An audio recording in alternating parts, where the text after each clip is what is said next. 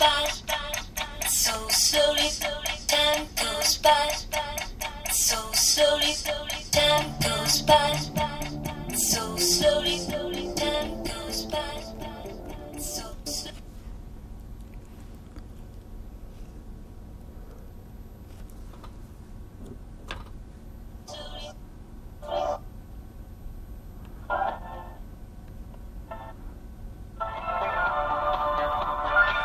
Hi, my name is Raquel. In order to buy or sell, you have to have the money, the beast, on your mind or in your hand. I don't know what's going on out here, but this monitor is playing my music a little bit too loud. Anyway, my name is Raquel. In order to buy or sell, you have to have the money, the beast, on your mind or in your hand. It's one of those words they don't translate correctly. If these Christians would follow exactly what it says in the Bible, they would, they'd understand that Jesus was a radical and a revolutionary. And it says right there that no one buys or sells without the money, and it's a charagma of the beast. And here's the Greek English lexicon that shows you that the correct translation of the word is the impress on the coin or stamp money coin. So no one buys or sells without the money of the beast on your mind or in the hand. And there's been a lot of famous people that have believed in eliminating money. In fact, if you go to my website, which is 666isMONEY.com, you can find my gospel of eliminating money, which has quotations from famous people that believed in eliminating money, such as Muammar Gaddafi, the populist leader of Libya. Well, I have that in a different flyer, but you have to, if you probably Google his name, but he's got so many different spellings, which kind of screws it up for you. But I still think if you, plus he says this in his green book, and who else? In St. Thomas More's Utopia, they didn't use money.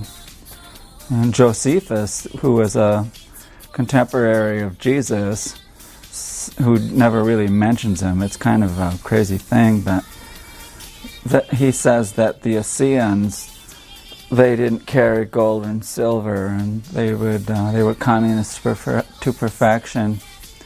And Jesus told his disciples to not carry any money in their purses. So anyway, I just got back from like a month-long vacation. I went to Black's Beach, California, which is like below the Torrey Pines golf course. It's called the Torrey Pines State Beach, which is south of Del Mar and north of La Jolla there. And it's a nude beach, and so I spent about 10 days there. And then I went up to the coast of California to see my sister in Oakland, and up the coast of Oregon, and made it all the way up to Astoria this time, and cut across to the Burning Man Festival, and ended up back here just a few days ago. So that's why I missed the last show. So I got a lot of newspapers here, and after I discuss some of this stuff here, we can open up the phone lines. I just think the current events right now, it is Friday the 13th of September 2013, and the Syrian thing is going on right now. I think Assad is a really good guy. I have an article in here that shows all this so-called, what do they call it, Arab freedom or something spring or whatever it is. I've got an article in here showing how bad it is in Libya right now. And they're not getting any money for their oil or anything like that. It's just completely, they have factions there. Saddam Hussein kept Libya or Iran together, and now they really have a bad time there. It's so many refugees, and Syria has so many refugees.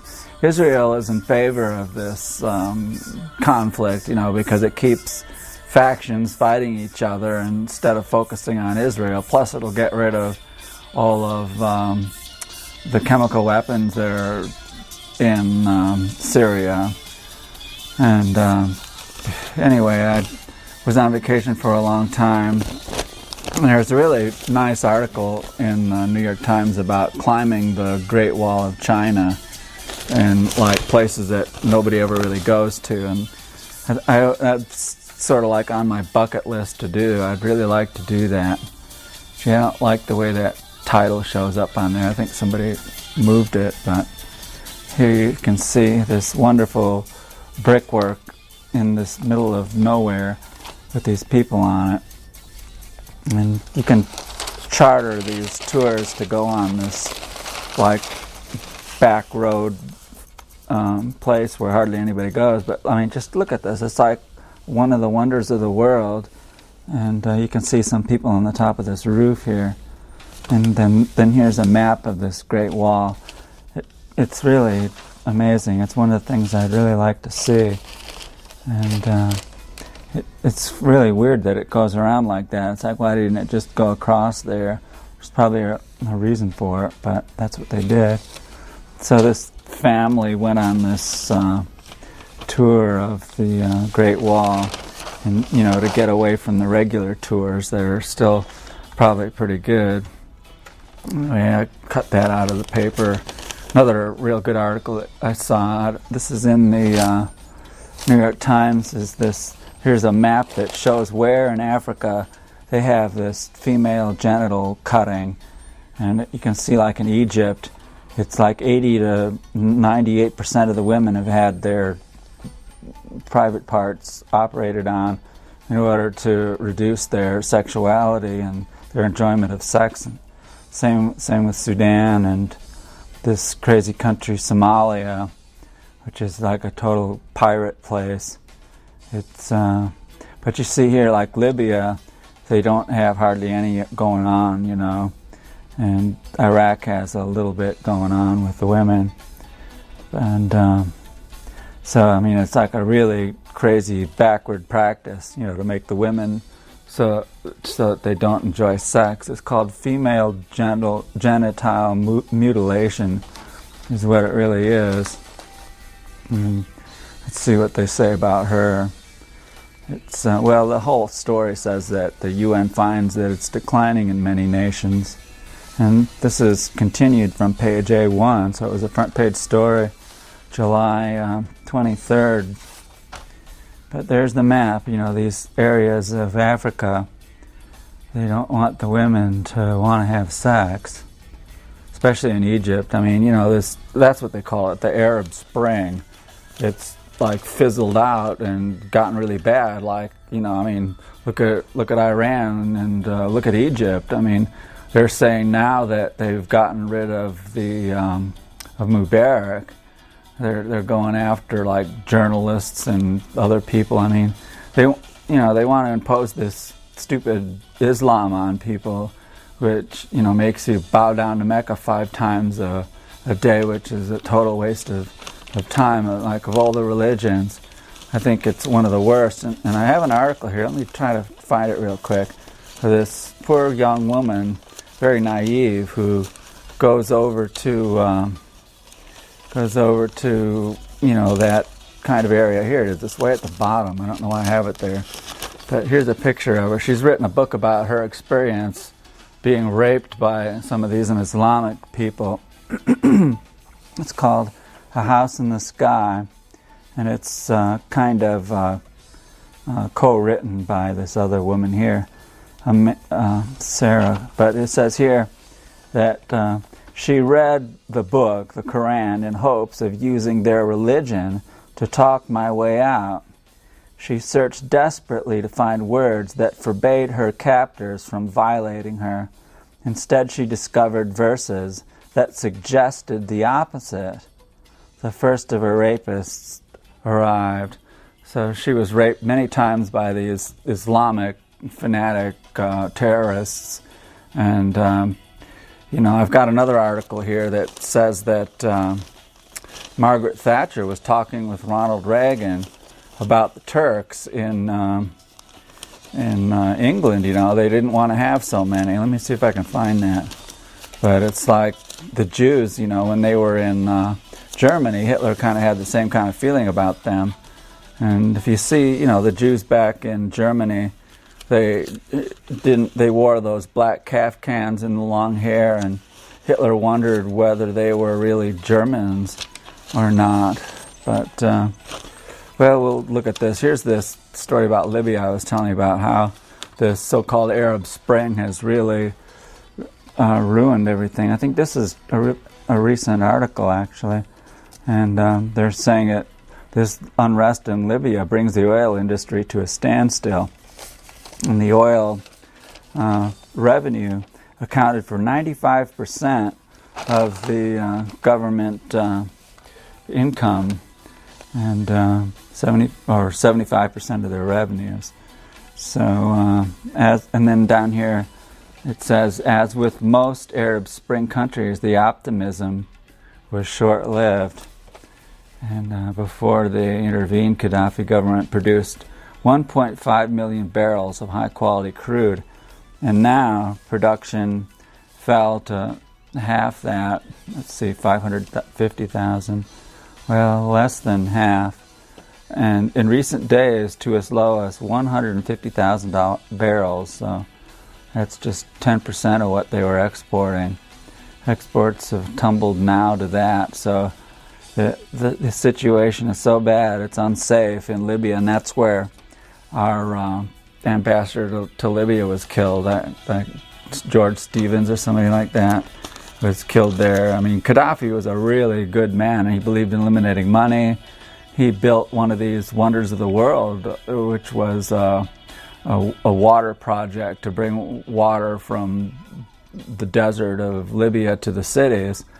And I've seen before and after pictures. It's just amazing, what they did to poor Gaddafi. He nationalized the oil interests in Libya, and he used the money to help the people that lived there, to give them good education and good housing and nice parks and safe areas to go and things like that. To be how you want to be and not have to wear a burqa, or go to the mosque, or belong to a political party or anything to get along with anybody.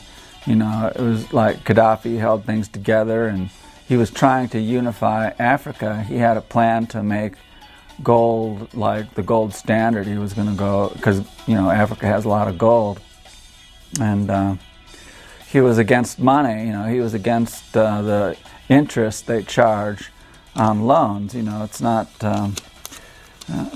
charging interest on loans. Usury has been like a bane of the Christian religion.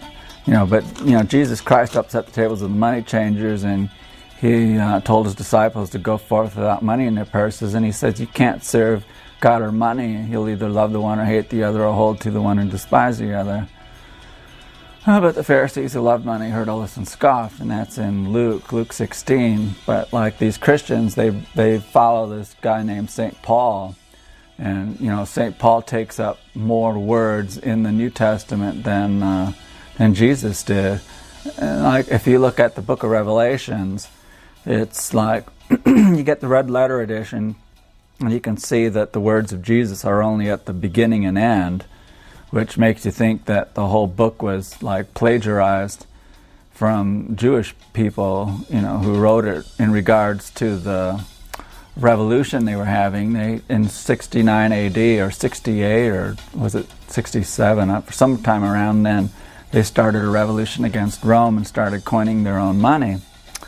And so, like, in order to buy or sell, you had to have a picture, of Caesar on your money, which, and Caesar's name, if you spell it with Hebrew letters, like in the Roman language, like I equals 1, and V equals 5, and X equals 10, and C equals 100, and L equals 50, and all that.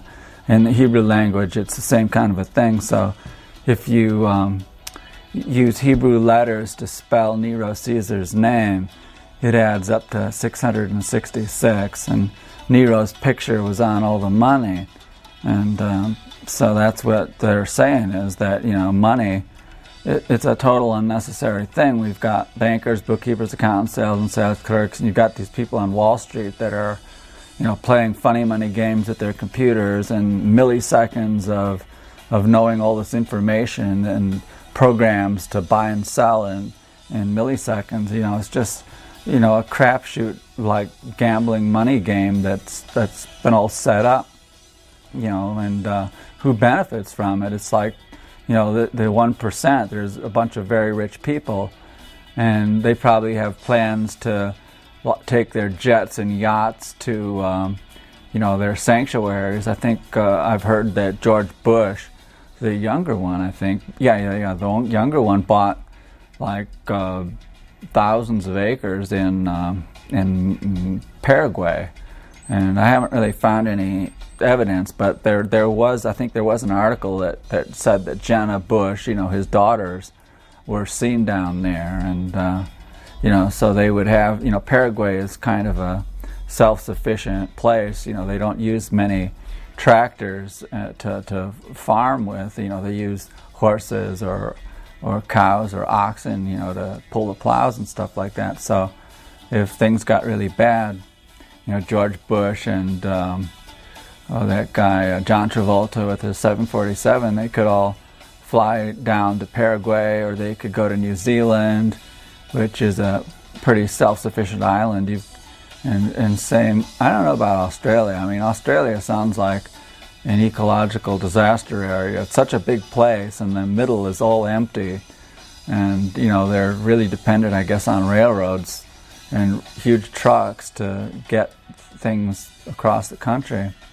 But, most of the people live down in the southeast part, and I think they have a lot of farms down there. But if the rain starts getting crazy, like today in the news, it's all about Colorado, Boulder, Colorado, getting all this rain. And Boulder, the streets are all like ruined. It's like a 150 year or a 100-year event.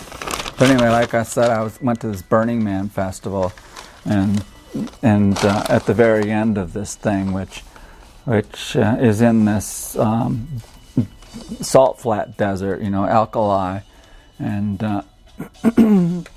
there were like 60,000 people who were just camping out, and there wasn't that many bad dust storms, and the weather was a little bit hot, but it's an experience. It's always a trip. I have a really good friend I met last year there, and some of that rain is coming to New Mexico too. I don't know how bad their Rio Grande is flowing now, but this is the way it was in August 6th while I was on vacation in the Los Angeles Times. They had a front page story about how dry it is in New Mexico, but they're getting all their rain like all at once, and so I bet this Rio Grande is really flowing. These dark areas show like exceptional drought, and you can see the White Mountains of Arizona are just abnormally dry. It's not that bad, and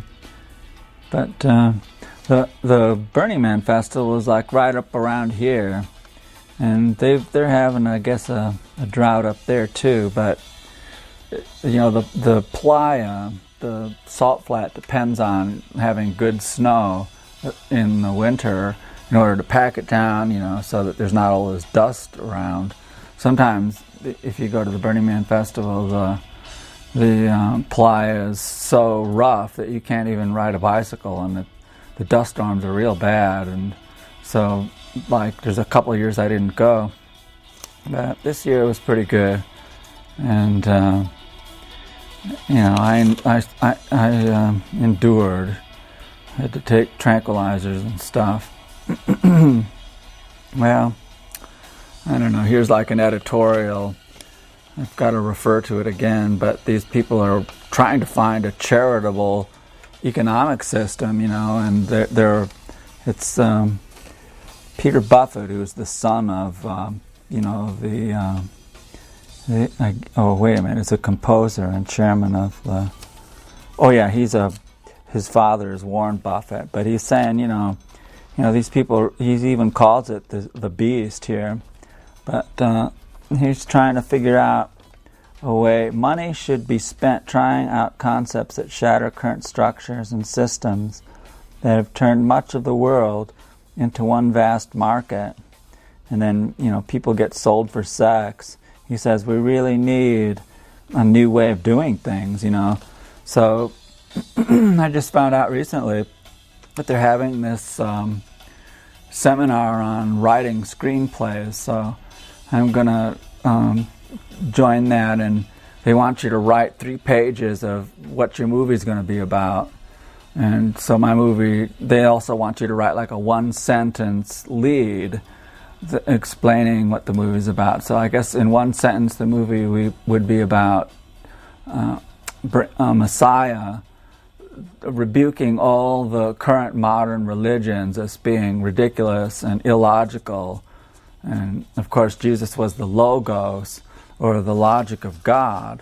And I like the words of Jesus. A lot of things he said were really good. I don't believe he walked on water or turned water into wine. Those are all like metaphors. But so this person in my movie, this Messiah, would rebuke all the religions. Islam is stupid for their bowing down to Mecca, and believing that there's going to be a bunch of virgins for you in heaven. I mean, it's all a bunch of crazy, stupid stuff. And, this Quran is how many pages? And they make their children read this. It's like an honor for your child to have memorized this stupid Quran book, I mean, like, the words of Jesus Christ are very terse. And, he was a revolutionary. He upset the tables of the money changers and told his disciples to go forth without any money. But, these Christians have a hang-up about money. The Crystal Cathedral and some of these churches just taking in all this money. It's like, a lot of them, some of them come with a pitch that they're feeding people and stuff like that. But, if we could tell the truth about eliminating money, and if somebody would do that, then, we could save a lot more people. And like most of the corn and soybeans we grow in the Midwest, in Iowa and Illinois, that they feed to the pigs and cows and everything, they feed it to them. So, you can live off that stuff. I did it before. But there was a 1-page article. This was actually in the newspaper on Sunday. So they gave this guy, kind of like an op-ed here. And he's describing his, he grew up in a little town in Ohio. He was like a baby boomer. And, people in the factory in the 70s, let's see here, it says, the manufacturing foundation of Port Clinton's modest prosperity in the 50s and 60s began to tremble in the 70s. The big Standard Products factory just east of town, 1,000 steady jobs. Let's see. They don't say where they went to, if they went to China or they moved out. But that's what happened, all the manufacturing jobs disappeared, and the whole town, they had children out of wedlock and all kinds of bad things. What's this? Topping about 40%, nearly twice the race-adjusted average. I wonder what race has to do with it. Unlike working-class kids in the class of 1959, many of their counterparts in Port Clinton today are, despite toil and talent, locked into troubled and hopeless lives. These factories would give people security and everything. And then here, the crumbling of the American dream is a purple problem, obscured by, it's a metaphor the guy's making, and it's, that's what's happened. That's what this article is about, is the crumbling American dream, which is the truth. Like one of my friends, Johnny Poor, he committed suicide, and I kept telling him, man, he was 24 years old, and I kept telling him that this world is so different than the one I grew up in. And, he'd tell me, oh, I'm young, and I don't know the difference, and I told him some of the things I used to be able to do, but it wasn't really that easy, but still, you at least felt safe, it's like you could hitchhike. It was, and things like that, but like, Anyway, so let's see what else we got. Oh, we got this article. I thought this was really good. This guy was running for mayor, but he's mayor of New York. But he lived in the most beautiful house.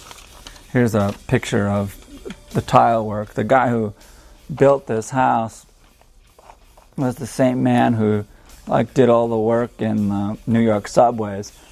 And this carpet, there's these tiles are specially made. There's no tiles underneath this carpet. This floor is made for a carpet exactly that size.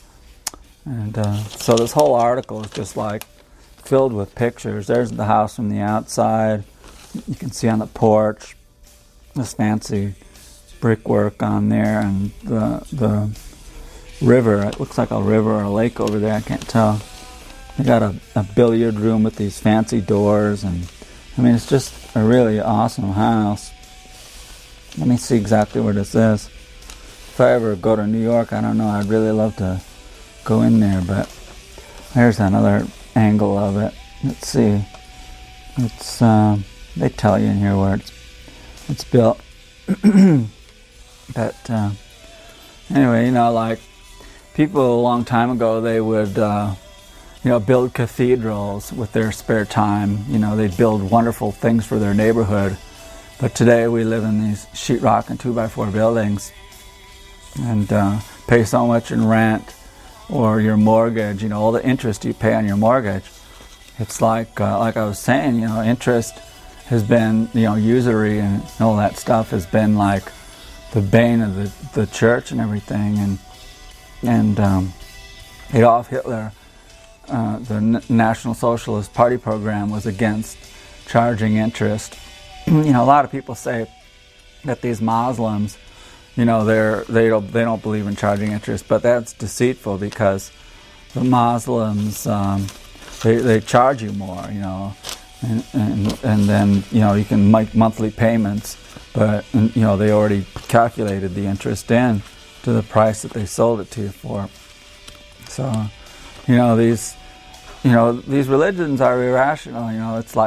It's a rational thing to take care of the earth and respect the earth and not pollute it, and try not to this global warming could flood the coasts and make everybody have to move. All these wonderful cities we built that would be underwater and things like that. But I got this in the mail today, the front page of the Skeptic magazine. It's all about the 50th anniversary of the JFK thing. And I met the publisher of this, Michael Shermer. I met him twice. And let's see, trying to think, what did I do the first time I met him? But I met him twice, and at one of the times I started telling him about this Holocaust thing. I said, you got to do a story about this Holocaust thing, and you got to look at the logistics of the crematoria and the gas chambers and the forensics of the gas chambers. Was it logical or practical to exterminate people with diesel exhaust at Treblinka or carbon or Zyklon B at Auschwitz, this louse disinfectant. But so he did an article shortly after, and he didn't bring up the science part about it, which kind of made me mad. He goes, oh, there's just a convergence of evidence that this Holocaust happened, but there's no evidence that people were exterminated with louse disinfectant, diesel exhaust. A lot of people say, well, what happened to the 6 million? And that's an exaggerated number. A lot of these people, the object of Adolf Hitler was to push these people behind the line in Poland that was divided between the Soviet Union and Germany. So, and to get them out of the German sphere of influence. And most of them, there was a Jewish problem, and nobody in Europe wanted these people. It's just like I was telling you to begin with, that a lot of people in Europe, they had an article somewhere, I got it here somewhere, that was all about Margaret Thatcher and Ronald Reagan. They would talk about the Turks in Great Britain. They didn't really want them. They weren't assimilating, and that's the same problem that Adolf Hitler said about the Jews living in Austria. He says they weren't, they were wearing those black kaftans and they weren't productive. They were studying this Talmud, which is a bunch of laws that, they have to live with. Jesus Christ came to abolish all these laws. He said that, do unto others as you would do unto them. That's the basic law right there. You don't need all this other stuff. I mean, it's all just natural. And, like if you live from your heart, then, you just can't really do any wrong.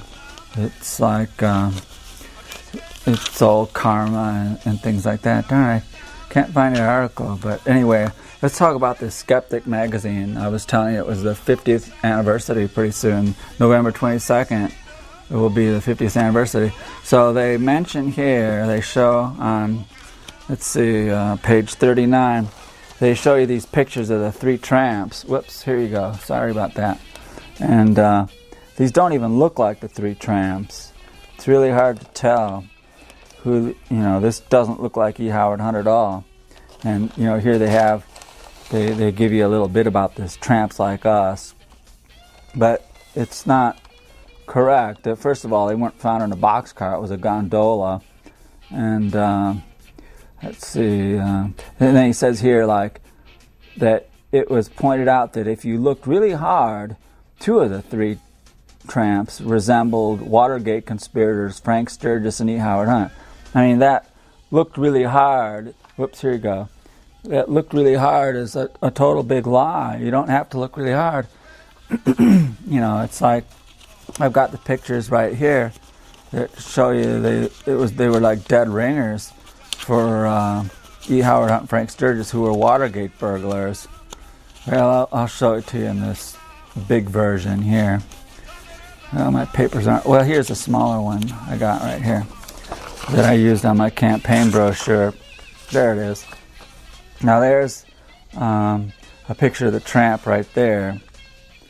And now this doesn't look like this guy at all, you see. That's a picture of E. Howard Hunt, of the tramp. And then there's a picture of E. Howard Hunt. You can see it's like, and there's another one. They look, they're dead ringers. See, this guy's wearing a hat that's just like this. And here's the only one wearing a hat here. And then this guy looks like Frank Sturgis. You can see it's almost a dead ringer. There's a tramp right there. Oh no, that's a tramp. And it looks almost exactly like, and these guys were both CIA agents and associates, but this stupid Skeptic magazine, they don't even show you the pictures. They show you these sketches that don't look anything like it. And, I mean, this is the most critical part right here. And they also get into like this magic bullet and they have this ridicule part about the umbrella man. It's like some people thought that was, but this trajectory, it's like here they're trying to show that's how it worked and caused all these injuries, hit his elbow and then came out and looking just really pristine like that. If a bullet hits somebody's elbow, it's gonna cause a really big problem.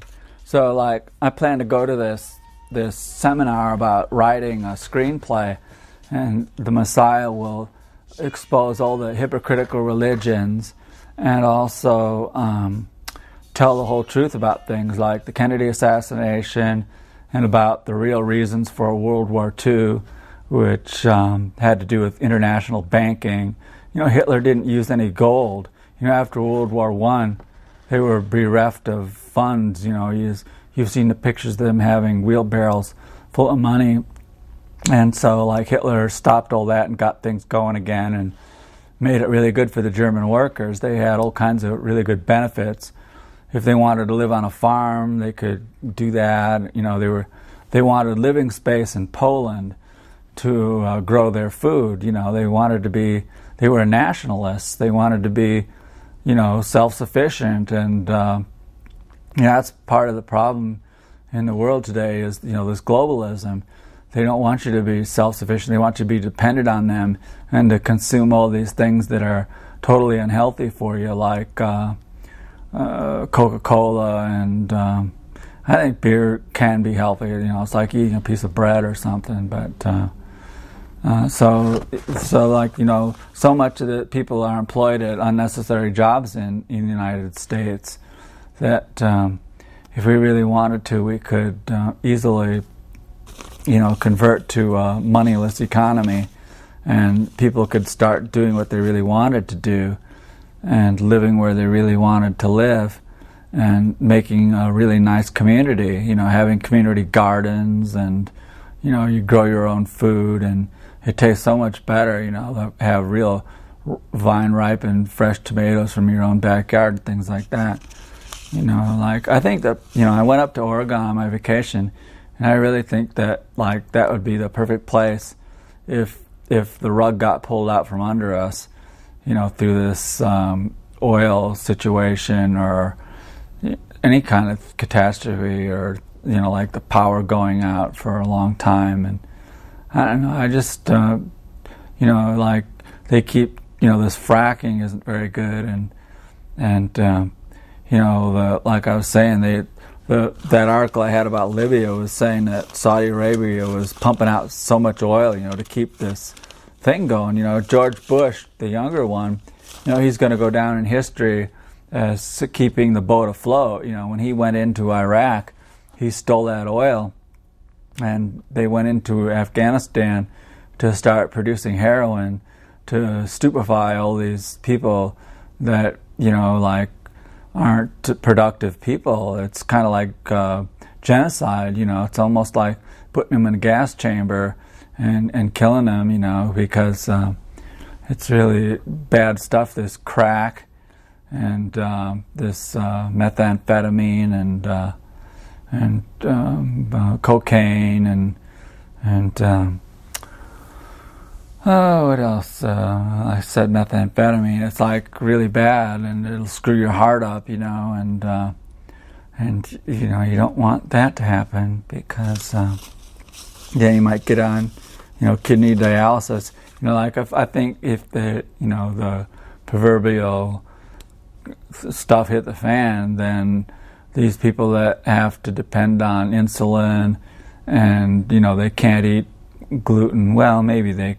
Because I think there'll be a lot of corn and soybeans if if we can get some of these state legislatures, especially like up in Oregon, to have a contingency plan for like if something really bad happened, so that everything was like in chaos, and then we couldn't like someone, it's like this huge unemployment. Here it is. This is the article I kept telling you about, that Margaret Thatcher was talking with Ronald Reagan about the files also contain records of a conversation between Ms.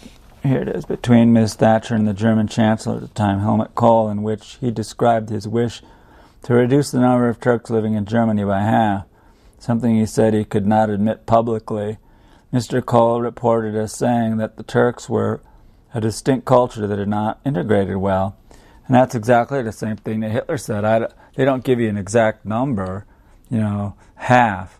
Like maybe half the Jews in Germany were the kind that would go to the synagogue and, wear the long coats and go like this all day long, and not produce anything.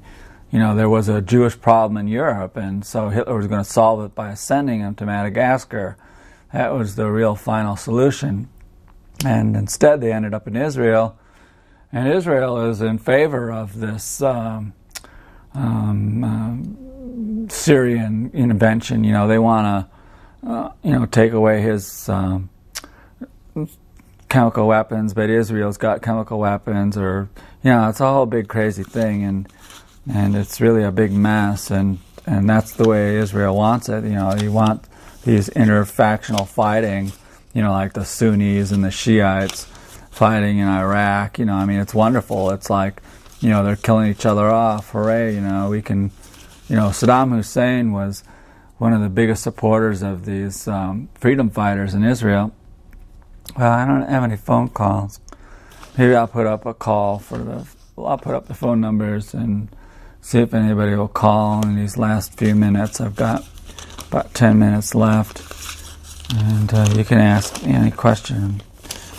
I'll look and see if there's any other more articles worth doing.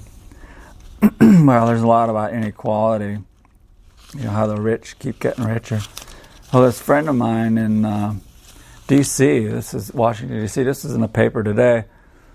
I met this woman like 32 years ago in front of the White House, and there was a guy named Thomas, and Thomas believed in, I talked to him, and I was there in 1981, and I tried to convince him to start talking about eliminating money. All right, we got a phone call here. Let's see. Hello. Hi, you're on the air. Hello? Hi. Am I on? Yes, you are. What's up? What's up? Yeah, I already said that. You hate money, huh? Yeah. Cool, dude. I hate money too. All right. Well, we got to spread the word that, the truth is that the mark of the beast is money, and that Jesus sent his disciples out without money in their purses. It says that in the New Testament, and he upset the tables of the money changers and said you can't serve God or money, but, these... Dude, you gotta at least, if you're gonna have a show, you gotta at least have enough money to have a decent, phone lines. I can't even hear you barely. Oh, I see. Well, that's probably because things weren't turned up correctly in the studio. Hey. Yeah. You're saying Satan doesn't have any money. Well, I mean, like a lot of famous people, if you go to my website, you can see the Gospel of Eliminating Money, where St. Thomas More, Edward Bellamy, who wrote the book Looking Backwards in 1880, that became a very populist book. And No, remember that one part of the Bible where Jesus and Satan, and they're doing blow with dollar bills, and then they got a bunch of hookers. They got crazy. What movie was that? They I don't know. I can understand what he's talking about. That's part of the reason I don't take phone calls. I don't know if this. There was a big article. There was a Muslim man who wrote this article about Jesus, and it's kind of the same thing I've been telling you. That it's called here the Church of the Historical Jesus, whose aim is to worship rationalism. Jesus Christ was the logos, or logic of God, and to peel away the gospel stories with their virgin birth, their miracles, and their walking on water.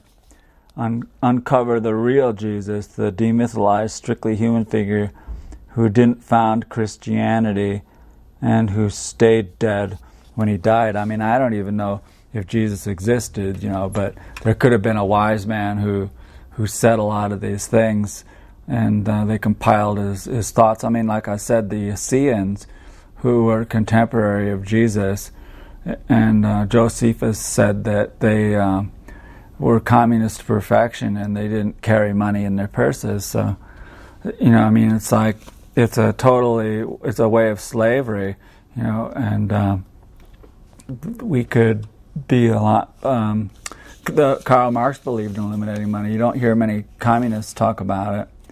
And here's another irrational thing: these women in Israel, they can't divorce their husbands. They have a law there, a religious rule.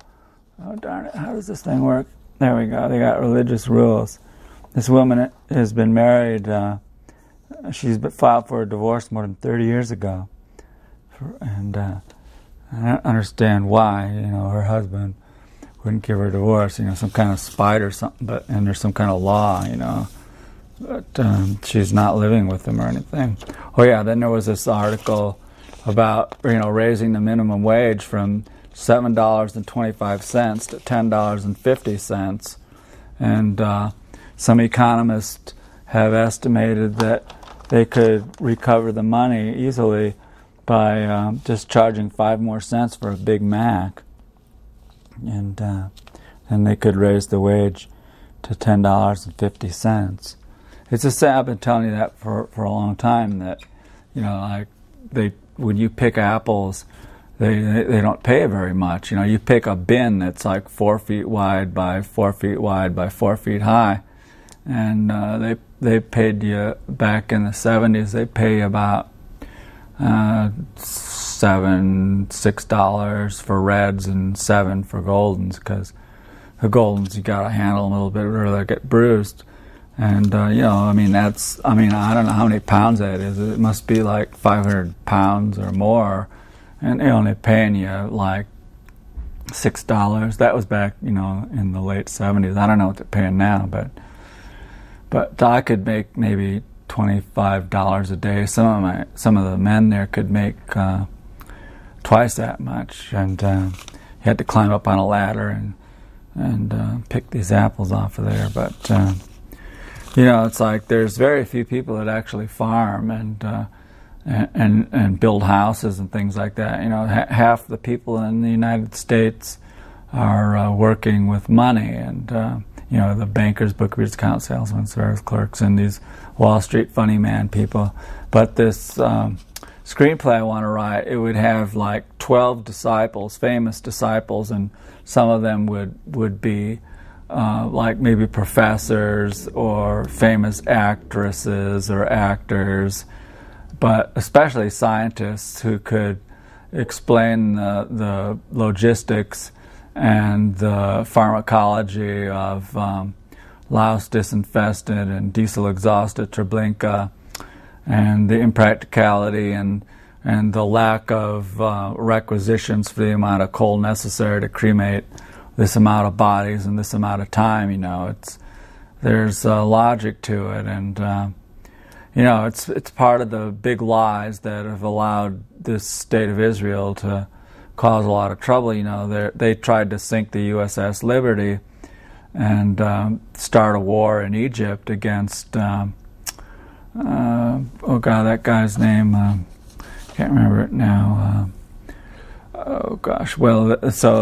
They tried to sink this USS Liberty. I've got a bumper sticker about it on my car, and then they would blame it on Egypt in order to get the United States started in this 6-day war.